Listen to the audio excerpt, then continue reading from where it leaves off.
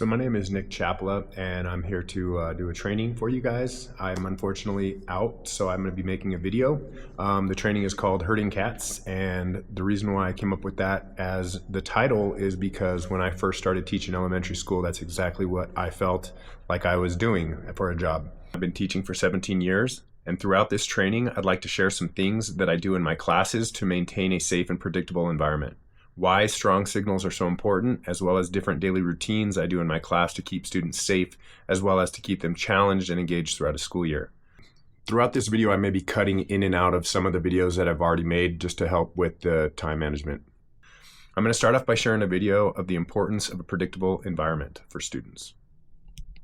Creating a predictable environment for students is imperative for students to feel safe. Students need to know what they are expected to do from the beginning of class until the end of class, which is why it's important to have consistent, structured daily routines. A daily lesson should have the following components: an instant activity or warm-up, a health concept, activity time, a closure, and then a way students line up and exit class. Now, I'll explain the importance of each as well as give an example of how I use these for my elementary school students. First, an instant activity or warm-up is important because it allows students to get any energy out before you go over any important information needed for the daily lesson. My warm-up consists of two parts for my 3rd through 5th graders. 3rd through 5th grade walk into class and grab a Plicker card to answer any health question, followed by a warm-up called wall ball. Once they are done with wall ball, they will go to their squad lines to review Plicker questions or the health concept for the day, and then we'll go over the daily objective for the physical activity part. I use squad lines because it spreads students out enough to easily see if students are not engaged when delivering instruction. The second part of the lesson, or activity time, should be the meat and potatoes of the lesson. This can be any sport skills, games, or activity that you have set up. The key to this section is to have modifications for students to feel successful as well as something to work towards. I recommend having a few activities during this part of the lesson as it should be the largest chunk of time during your class period.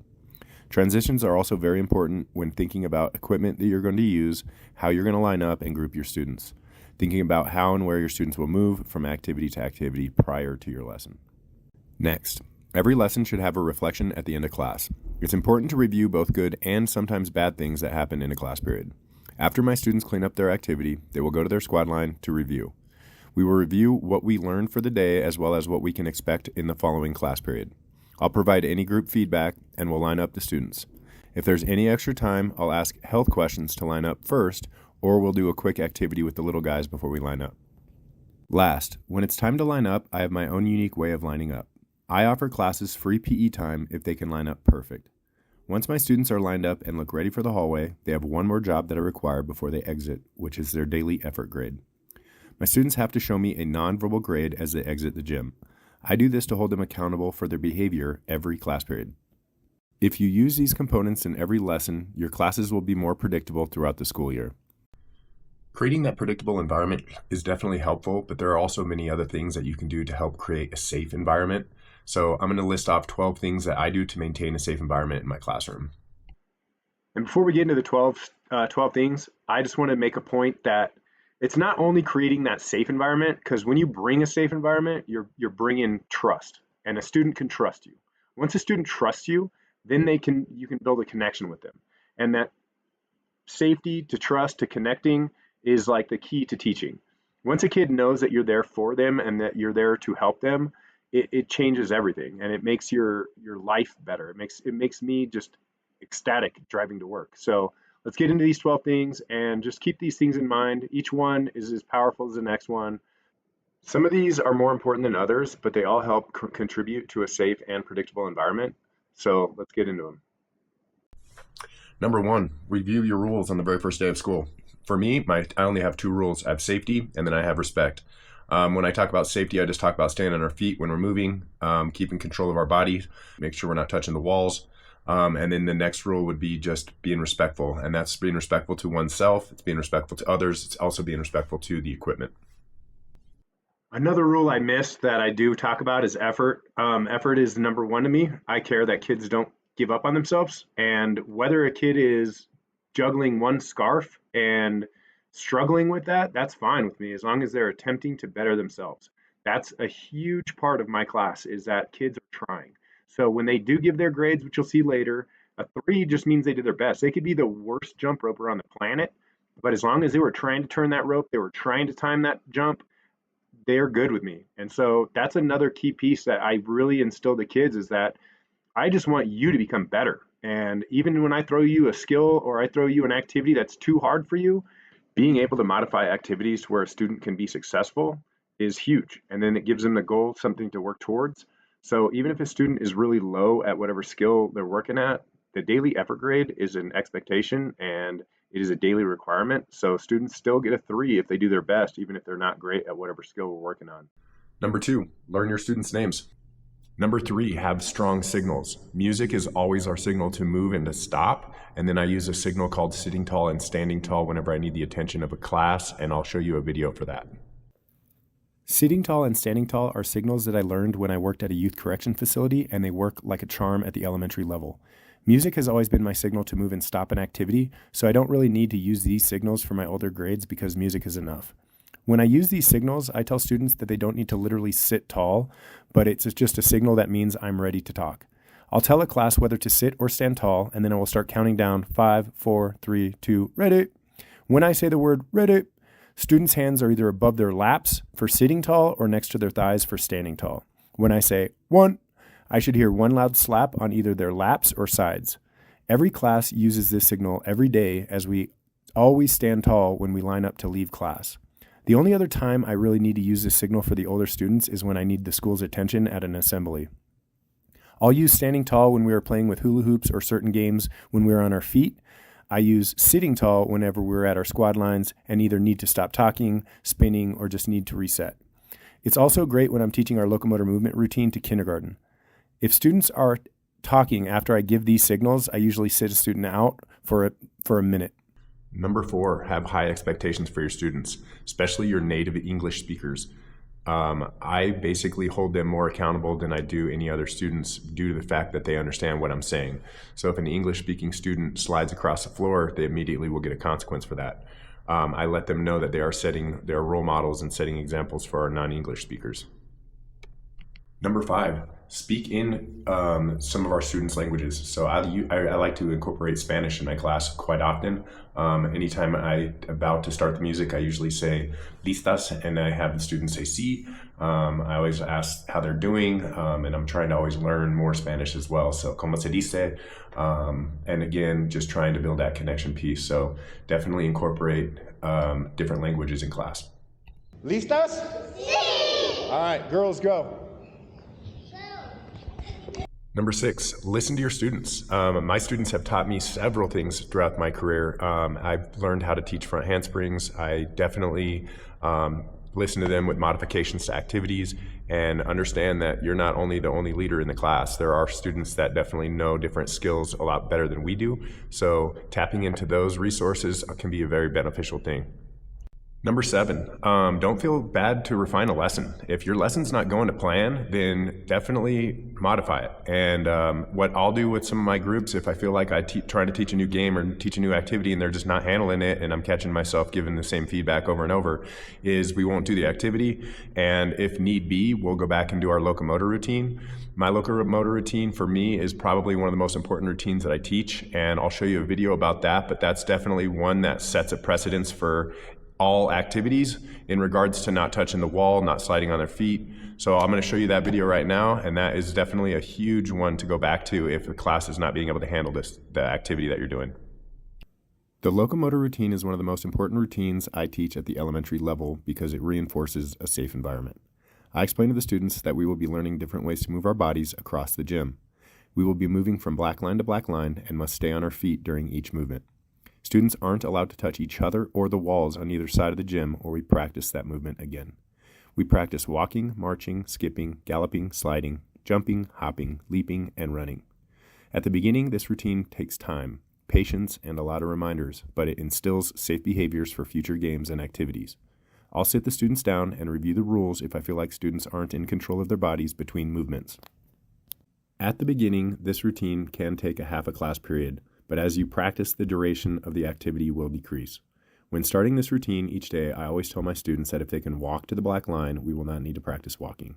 I use music to let students know when to move. When marching, I'll ask students to touch their opposite knees as they raise them. When galloping, I'll ask them to switch their lead foot in the middle of the gym. When sliding, I'll have them turn around in the middle of the gym to switch their lead foot. When hopping, I'll ask them to try to at least hop 5 times on each foot before switching. If any of my older groups are struggling at any time of the year, this routine is a great way to remind your students that we can do activities without equipment. Number 8, a big one. Always reflect on yourself. Sometimes when the classes aren't doing what they're supposed to be doing, it's a reflection of yourself. You really got to dive in deep with the instruction that you give and really think about what you're saying when you're given directions. You got to give really clear directions and set those boundaries, because there are many times where I've done a lesson and I've seen something happen and I'm like, oh my gosh, that's actually a reflection of myself. So definitely reflect on yourself. Try your best to, as you are teaching whatever you're teaching, if there is something going wrong, try to see if it's something that you did as an instructor. Number 9, have a consequence. For me, my students just have to sit out. I don't have a reflection sheet or anything like that. But if a student does go sit out and they don't complain about it, they're back in the class within a minute. But students that complain and whine or cry and can't handle the consequence, they tend to sit out a little bit longer. I do eventually go in and check on them and make sure that they're okay, but definitely have consequences for your students that are not doing what they're supposed to do. Number 10, have an accountability piece for your students when they leave. You'll see a video a little later about how my students give a nonverbal grade when they exit my class. Number 11, nitpick your rules throughout the year. If students come in and slide on the floor, they get a consequence for it. If students are touching other students, they get a consequence for that. So just make sure that you are being nitpicky with your rules and keeping those rules in check. And then last, number 12, use technology. There are some really good apps out there that can definitely help with classroom management, and I'm going to show you a video on the 2 apps that I use on a daily basis. This next section of the training is around 2 applications. Idacio is a one-time paid app in which you can download free grade level templates for a digital gradebook. The other app is completely free and is called Plickers, which I use to track daily growth for standards 2 through 4. Throughout this section, you will learn about how these applications can be helpful in your classroom if you ever wanted to implement new tech in your classroom and to be more prepared than you've ever been for your next school year. Idacio is an app that Nick Spencer introduced to me years ago, and it looks like a blank spreadsheet when you first open it that you can manipulate into whatever you want to use using point-valued icons. As we both explored this app, we decided to create grade-level templates that would include yearly outcomes for our district. We spent a summer developing what is now called grade-level templates, in which can be downloaded and used for anyone. Each grade-level template is broken down into 4 standards, a fitnessgram tab as well as an effort tab that I use every day for daily grading and attendance. These tabs and columns are easily modifiable throughout a school year to meet your specific needs. Throughout this video, I'll go into the following components: grading, classroom management, and tips and tricks. First, grading. This app allows me to front-load information that I would need within a school year before the school year even starts, such as the dates for every class, grade level templates, as well as students that are registered to attend my school via Infinite Campus. Each grade level template is broken down into standards, which are then broken down into outcomes. There are notes or annotations for each of the outcomes that break down the grading rubric for each of these outcomes. With a finger tap of the screen, you can easily add a weighted grade icon to a student's profile. These icons are broken down into a no grade, beginning understanding, which is a 1, partially proficient, a 2, proficient, a 3, or advanced, a 4. These grades are constantly being averaged out for a final grade for each standard as you assess your outcomes throughout the year. You can even change the weight to any of the outcomes if you spend more time on a unit versus another. When I'm giving grades for a specific unit, I will give everyone a proficient grade, and then we'll go into a seating chart to adjust any of the students' grades that are partially proficient, advanced, or are absent. Let me break that down. When I want to grade a class on an outcome, I go to the column button on the bottom right. This will open up all of the tabs. I can then choose from any of the standards or effort grade from their squad line pictures. I use this feature a lot with kindergarten and locomotor movements at the beginning of the year. I'll give all students a no grade, and then we'll go into their seating chart and assess the students I identify as proficient while they're learning the locomotor movement routine, even though I don't know their names. When I'm ready for the next movement, I just go back to the column and choose the next locomotor movement. Last, there is also a final grade tab, so you don't have to go through each standard when you need to enter your grades during the mid-year and the end of the year. I use the effort tab for attendance, a daily effort grade, and it can also contribute to standard 3's grade. Before I start my day, I will give every student a 3 in my gradebook in order to minimize extra work during each class. I will give a student a no grade if they are absent. I use this as part of a daily exit slip. When students leave the gym every class period, they show me a nonverbal grade using their fingers. 1st through 5th grade students show me a 1, 2, 3, or a 4. A 4 grade means that they helped another student out during the class. If I didn't see how they helped, they need to tell me who and how they helped out. A number 3 grade means that the student did their best throughout the class period.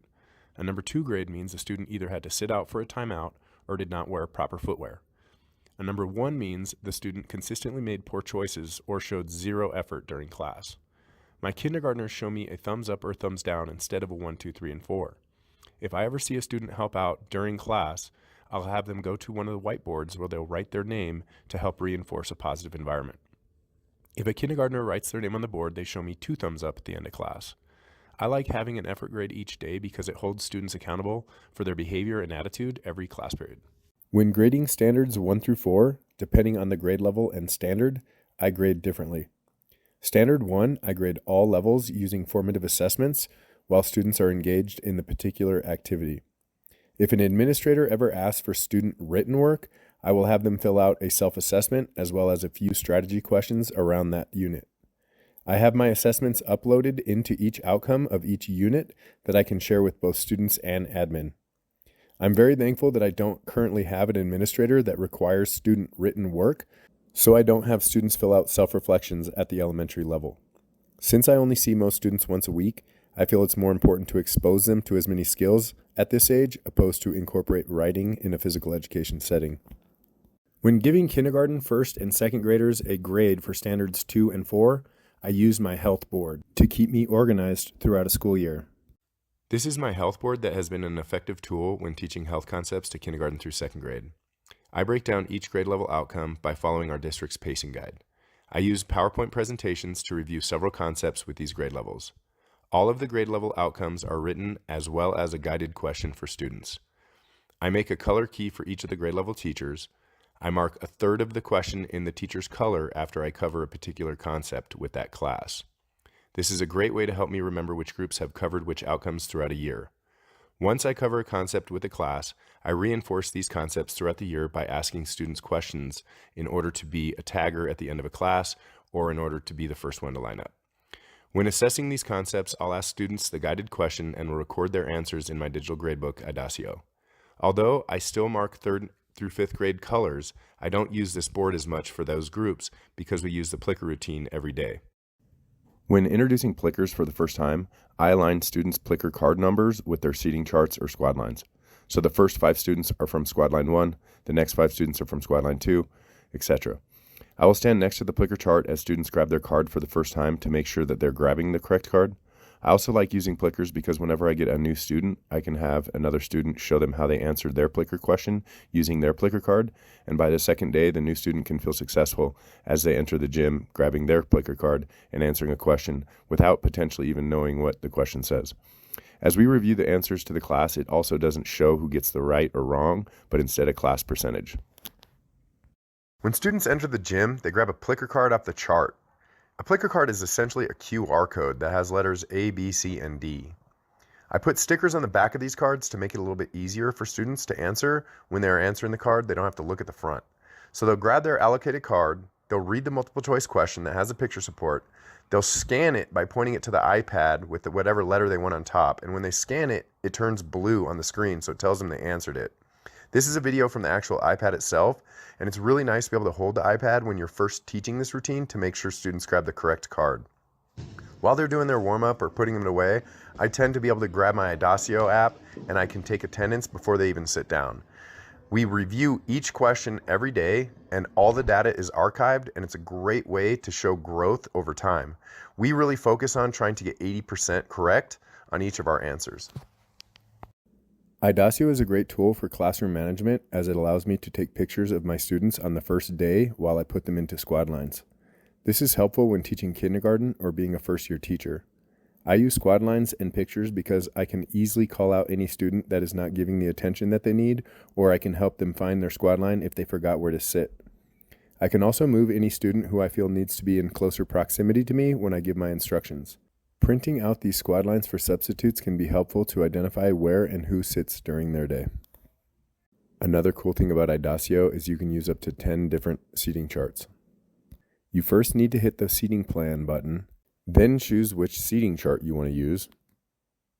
Next, hit the hammer icon on the top right, then hit Group Automatically.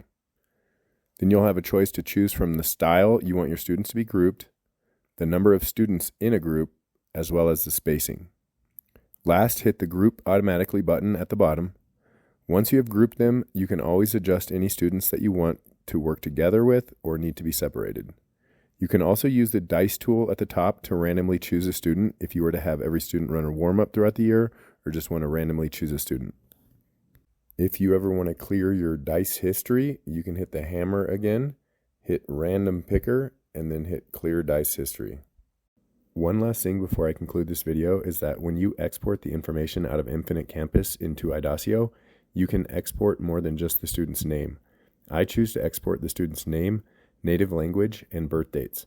It's a fun connection piece being able to say happy birthday to a student as they're walking towards your class. Also, make sure you are always backing up your Idacio templates as you assess throughout the school year by pushing the backup button and doing a full backup. In conclusion, these are all ways that Idacio and Plickers can help improve your classroom management and grading techniques. If you would like to implement Idacio, I made videos that will walk you through the steps to download these templates using Google Drive, Dropbox, Excel, and Infinite Campus on my YouTube channel, Coach Chapela, under the playlist Idacio. If you don't have access to Infinite Campus, I'm sure that there's a way your secretary can help you pull class rosters from the software program your school district uses. If you don't want to use this process to import your students, you can also do it manually by typing each student's name. I also have videos on how to get free Plicker cards and videos on how to make questions, as well as tips on how to get this routine implemented into your gym.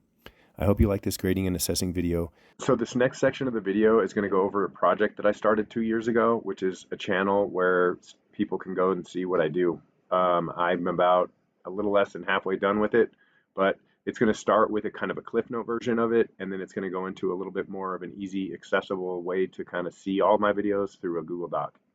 My YouTube channel was created for the main purpose of helping others. I started this new journey in the school year of 2022-2023, where I time-lapsed every lesson I taught throughout a school year for 3rd through 5th graders, hoping to give others inspiration for different ways to teach different skills.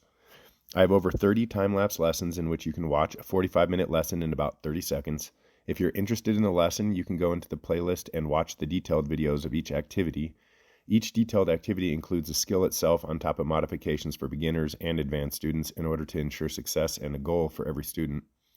I have several playlists that include basketball, soccer, hockey, dance, gymnastics, climbing, jump rope, juggling, cup stack, volleyball, tennis, lacrosse, bocce ball, golf, and plan on making many more sport units.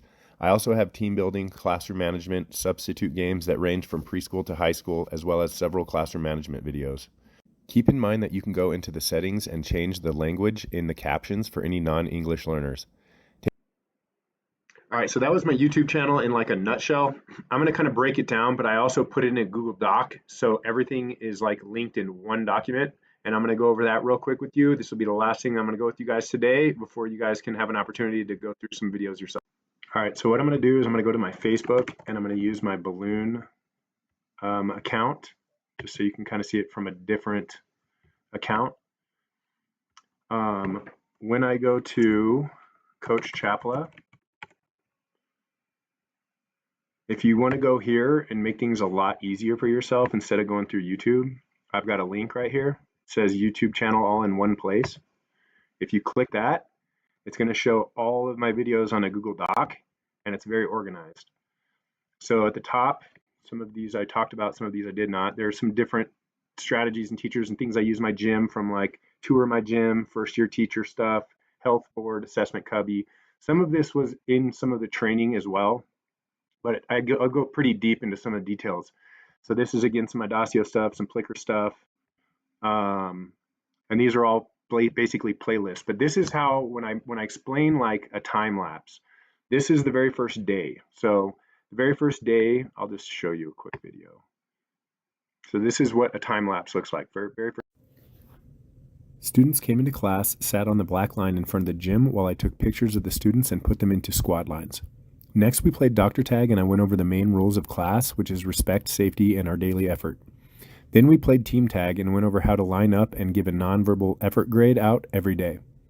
I had the class then show me that they knew how to line up with minimal offenses. We then played Freeze Tag.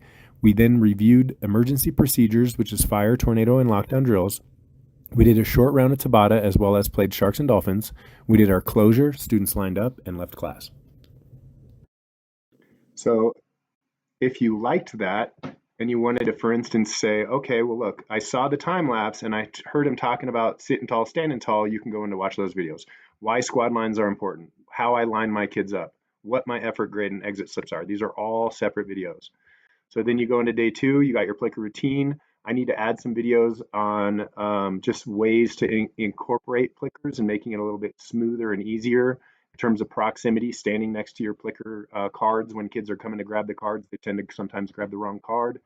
Day 3, these are my team building days. So these are different team building activities. Ultimate Relay is probably my top video, and I got that from a new teacher in our district. I really liked it, so I made a video on it. So if you go to day 4 time lapse, this is going to be our day 1 of basketball. Day 1 of basketball, we go over dribbling drills, we go over pivot tag, Sharks and Dolphins keep away. So this is just a much easier way to see how I teach. Now, as you guys see, my first units are basketball, soccer, and hockey. Now, one reason why I like to do those units first is that they all start with line drills, and I started line drills back when I was teaching middle school. We had like 90 something kids and there was 3 of us, and it was like the most effective way to really teach these kids. But anyhow, if you go into let's just say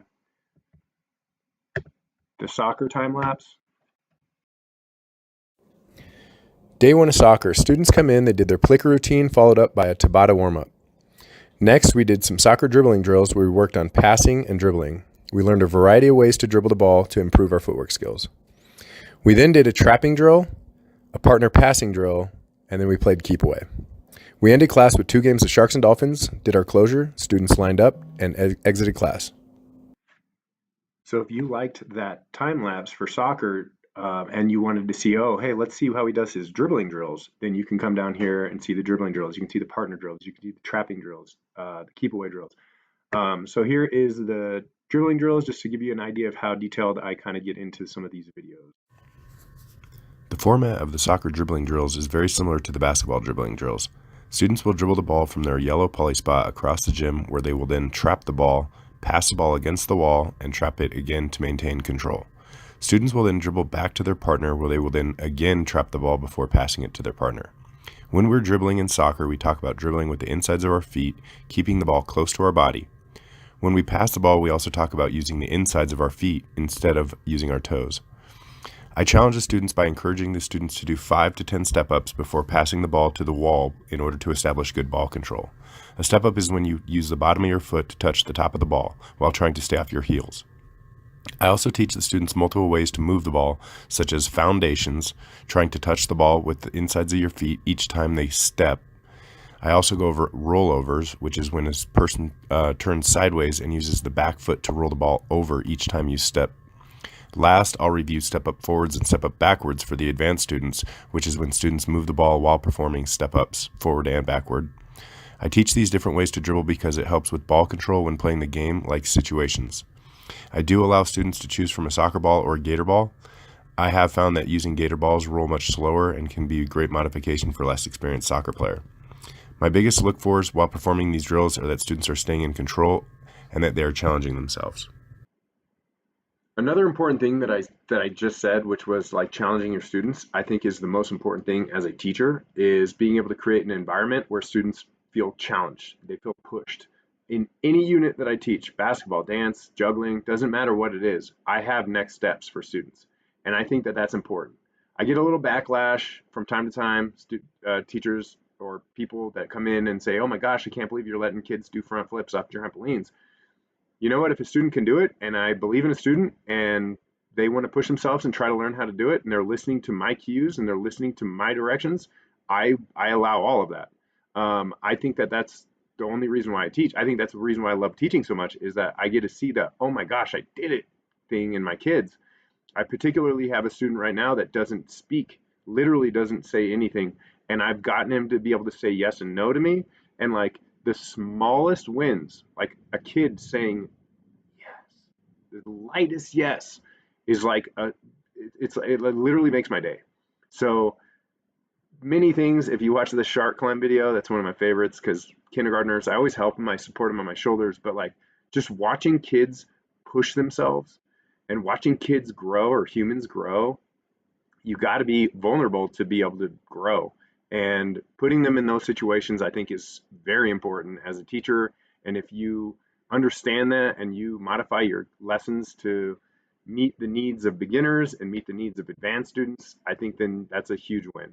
So I just wanted to put that out there. I don't talk about it a lot, but challenging your students in every single thing that you do is also a huge key to being a good teacher. Again, I like those 3 units first because hand-eye coordination, in my opinion, is easier than hand-foot coordination. And then using an implement with hockey is another kind of, I guess, step forward. Then the dances I got here, the Soul Train dance, I highly, highly recommend. I learned this from Andy Vasily, I think his last name was, from China. I went to one of the national conventions. This dance is so great because kids get to create their own dance. So this shows the actual class period, and then this actually goes into the details of the dance. The We Will Rock You dance is great. Tinkling dance, I actually have my students teach, my 5th graders will teach my 4th graders. My 4th graders then teach my 3rd graders.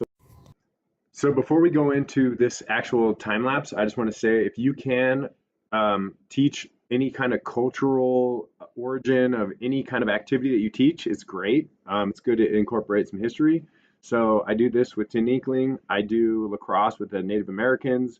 I do my best to try to teach as much as I can in one class period. But the reason why I like this dance the most, though, is that students do feel empowered. They're the teacher. They have to take control of whatever student that's in front of them, and they got to teach them those 3 steps.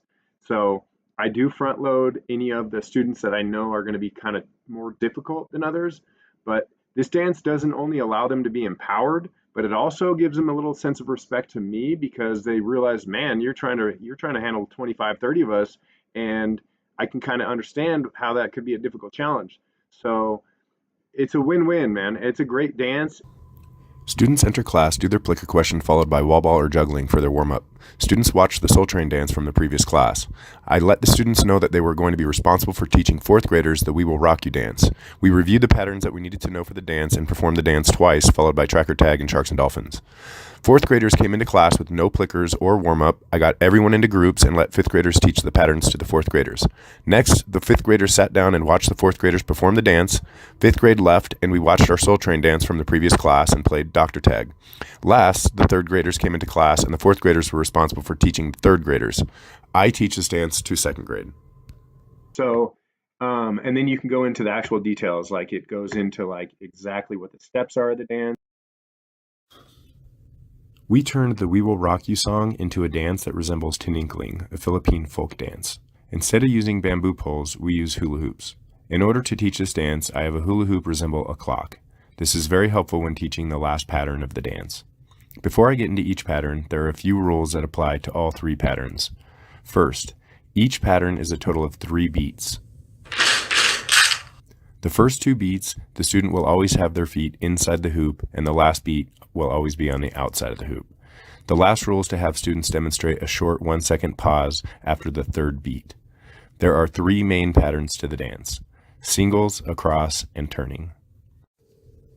Singles is the first pattern. On the first 2 beats, a student hops twice in the middle of the hula hoop with their inside foot and then hops to their outside foot outside the hoop on the last beat. We do each pattern 8 times before we move to the next pattern. The second pattern is across. During this pattern, students will hop across their hoop without crossing their feet to the other side of the hoop, where they will then again pause on the 3rd beat. Once we do this pattern 8 times, we'll go to the next pattern. Turning is the 3rd pattern and can be difficult for students to grasp, so I use a clock diagram as a visual support for this pattern. If you notice the diagram, I use the numbers 3, 6, 9, and 12 on the outside of the clock, and I do this to represent the student's outside foot. So if a student starts the dance at 9 o'clock, the first two beats would be on their right foot on the 10 and 11 o'clock, and the last beat would be on their left foot at 12 o'clock, with a pause. So as the students are demonstrating turning, they're moving around their hoop a quarter of the way each 3 beats or one pattern. In order for students to complete this pattern 8 times, they must have traveled around the hoop twice. Notice the pattern goes singles across, singles turning, singles across, singles turning. So I always tell my students that if they are struggling and get off beat, that they can just stop and try to get back on beat when we go back to singles. When I teach this, I mirror the students from in front of the class so I can watch to see if they're all staying together. I also help the students know when to transition to the next pattern. So if I'm counting the beat 1, 2, 3, or right, right, left, I say what number beat we're on. For example, if we're on the 7th beat, the last beat, I'll say the pattern we're about to do next. So I'll say like, next 1, turning, or back 2, singles. I really like this dance because I have my 5th graders teach my 4th graders, and then I have my 4th graders teach my 3rd graders this dance, and it's very empowering for them to be in the teacher role. I highly recommend that dance. The dance is a great dance, especially showing the empowerment of being a teacher, putting students in a teacher role. I'm going to go back into my Google Doc and just kind of talking about the accessibility of it and how it's always free resource for you. Trying to make these videos as simple as possible for you to be able to follow. The SOS is a great dance. If you teach any advanced dance, you can have your kids create their own eight count movements. I got Cupid Shuffle, Fortnite, Cha-Cha. These are all the younger kids. Tumbling is by far my favorite unit. Anything you see in red, I'm still making videos for, but everything in blue is there are videos for it. So with cool thing with tumbling is I start with dynamic tumbling, and as kids progress through the movements, so pencil roll, egg roll, bear crawl, crab walk, all of those are in this one video here. And then I'm still working on the dynamic, the stuff I spend more time on my 3rd, 4th, 5th graders on these activities versus these activities up here. But students, when we go through these tumbling activities, students get to choose what they want to do. So once we learn the first movement, they can always go back to the first movement. So when we get into like cartwheels, when we get into things that are a little bit more complex, if kids don't want to do it, I obviously wouldn't make a student do anything. But I do want to encourage them to challenge themselves. Then when we get into day 3 of tumbling, I incorporate a balance beam. I've got a low balance beam, normal balance beam, parallel bars, climbing ropes. These are my rules and how I do climbing activities, climbing wall, trampoline jump. I still need to do my video on the cylinder mat, which is the front handspring stuff. So then we get into tumbling. These are all added stuff. So even when you see shark climb, you see cargo net, they still have, like if you looked at this time lapse, they still do balance beam. They still have stuff like that.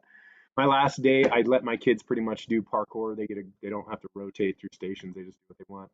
I did one day of tennis. These are just some different tennis activities. I've got my time lapses for my jump rope, juggling, cup stacking. I still need to make the videos for those. This is a really good build. The structure is a really good cup stacking activity, especially if you're stuck in a classroom. Volleyball, I again have my time lapses. I need to actually go in and still do those. There's so much that I still need to do. Football is a great one. Partner football's a really cool activity. I have my kids that are a little older, 4th, 5th graders. They do order of operations, so they actually do an exit slip using math. It's a good thing to check off your randa stuff. I do a day 2 of football where they can go outside and play football. We do lacrosse. We do some different lacrosse stuff, working on ground balls and shooting. Bocce ball, real chill game. I had some golf professionals come out and teach, and I loved the way that they taught, so I actually made videos about it. So now I feel comfortable teaching golf. I haven't done my paddle slam. It's a really fun racket activity that Nick Spencer taught me. I got a bunch of different parachute activities if you ever want to go through those.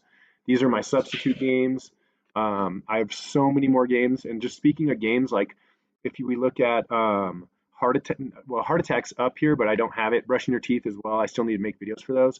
But like Doctor Tag, for instance, it's a cool game because you can have really good conversations around like how viruses are spread or how they're passed. Same thing with heart attack, what a heart attack is, what are healthy lifestyles. Like I like teaching games where the kid goes home that they can teach concepts as they're explaining the game that they're playing. So they're learning while they're playing. I'm really trying to get heavy into that stuff. Nutrition relay is a really good one. These are some preschool activities. The preschool activities are real basic for kindergarten and for preschool.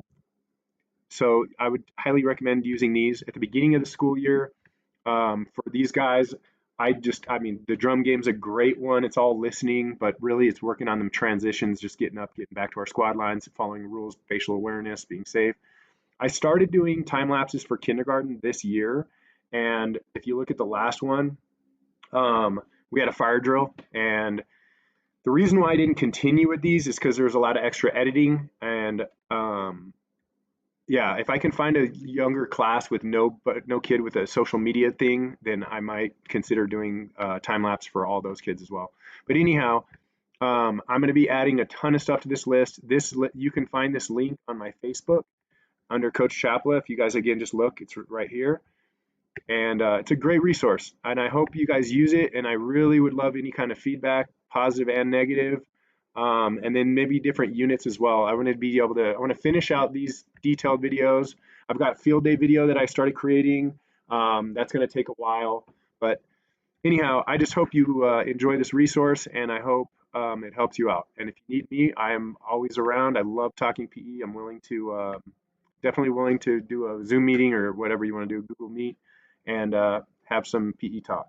Take the remainder of today and check out some of the videos that you may be interested in. If you want the link for the Audacio templates, you can find them on my Facebook page, Coach Chapala. I hope you like this session, and good luck next school year. If you have any one-on-one questions, feel free to message me at Coach Chapala on Facebook. I appreciate the opportunity, Kenny.